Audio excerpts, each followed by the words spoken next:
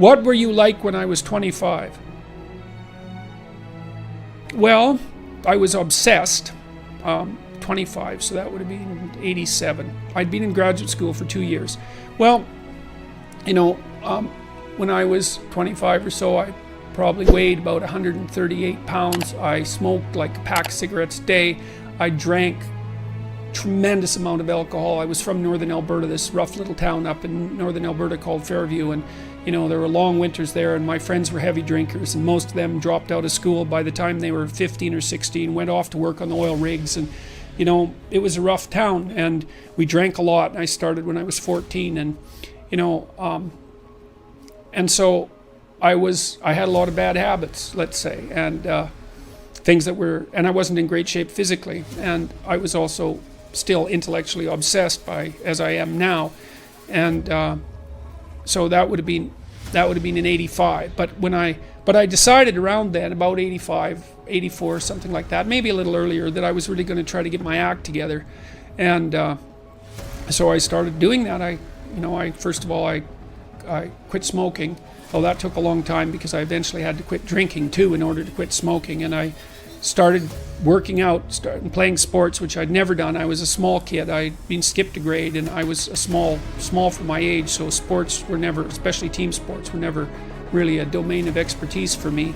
Although I skied and went trapping with my dad, went, you know, cross-country skiing and camping and all that. So, but when I went to graduate school, I started swimming. The first physical exercise routine I did, I enrolled in a swimsercise course, I think it was called. So it was me and this like really overweight kid, and like these 60-year-old women and men, they could out exercise me like mad. It was really embarrassing. Me and the overweight kid, you know, we'd be just panting ourselves 3/4 to death at the end of the bloody workout, and these 60-year-old women who weren't in great shape were like, you know, chatting away as if nothing was going on at all in the pool. So that was quite embarrassing, and as was going to the weight room, you know, because when I started I could barely bench press 75 pounds, and people used to keep coming over and helping me, which was the last thing I bloody well wanted, but certainly needed. And I got to the point where I could bench press 225 pounds. I think that was the best I did, and I gained about 30 pounds of muscle in a year and a half, so that was a good thing. So like I was kind of a wild man, and you know, I'm a little bit manic in my temperament, and so you know, I was kind of going every direction at the same time. So, and you know, I don't regret that. I had a fine time when I was a kid, but I needed really to get disciplined, and I had to do it because I was working on these hard problems that, you know, that I've been discussing with all of you, and I've been working on them really, you know, obsessively since I was probably about 18, maybe even earlier than that. Got to the point around 25 when I was in graduate school trying to get my PhD, so doing all my research. Like I published 15 papers by the time I graduated with my PhD, which was I think by a fairly large measure the most papers that any graduate student at that time had ever published at McGill. I think that's right. It might have been twice as many, or maybe twice as many, maybe even 3 times as many. And at the same time I wrote Maps of Meaning, which was a terribly difficult thing to do, because I was writing about 3 hours a day doing that, and I couldn't do all that and continue with my misbehavior, you know, my sort of, what would you say, my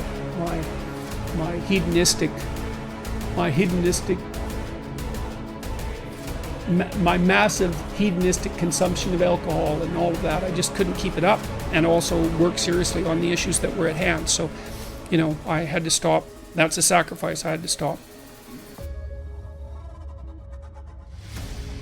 Carl Jung talked about this phenomenon. He described as retrogressive restoration of the persona. And so it's a complicated idea, but basically what it means is that sometimes you take a leap forward and you learn some things, but you can't catalyze a new identity, so you try to go back and hide in your old identity. And that actually doesn't work, because, well, things have changed and you've learned something, and that isn't who you are anymore.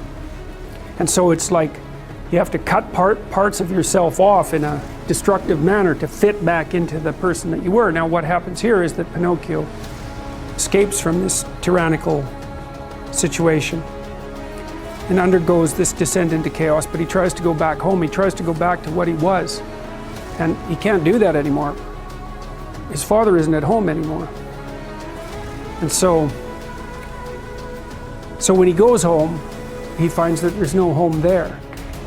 Now, this happens to people sometimes, and it's often a shock to them. So one of the things I've noticed about Peter Pan type, I'm going to speak about men here because I've observed it more in men, is that they'll often stay under the thumb of their father.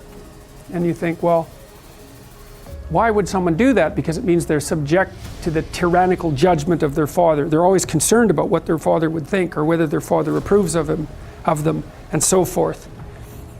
And you think, well, that's got to be an unpleasant place to be. Why would you do that?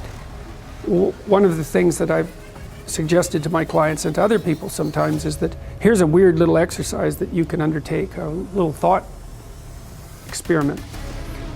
So you have your parents, and of course your parents have friends who are about their age, and maybe some of them are people you only know peripherally. And I might ask you, well, do you care more about what your parents think than you care about what these peripheral people who know your parents think?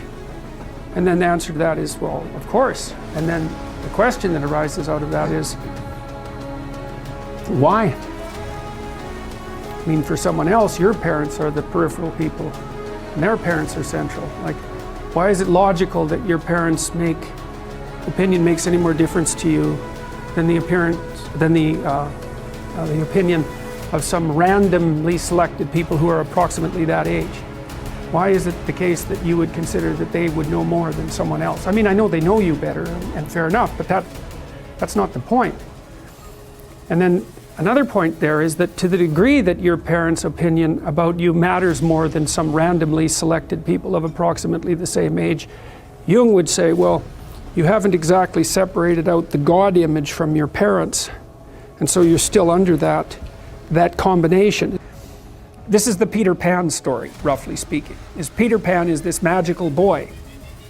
Pan is the god of everything, roughly speaking, right? And so it's not an accident that he has the name Pan.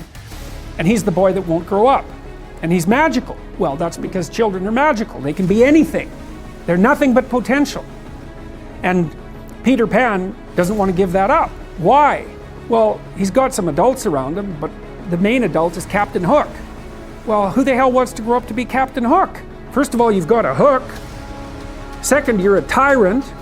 And third, you're chased by the dragon of chaos with the clock in its stomach, right? The crocodile. It's already got a piece of you. Well, that's what happens when you get older. Time has already got a piece of you. And eventually, it's got a taste for you. And eventually, it's going to eat you.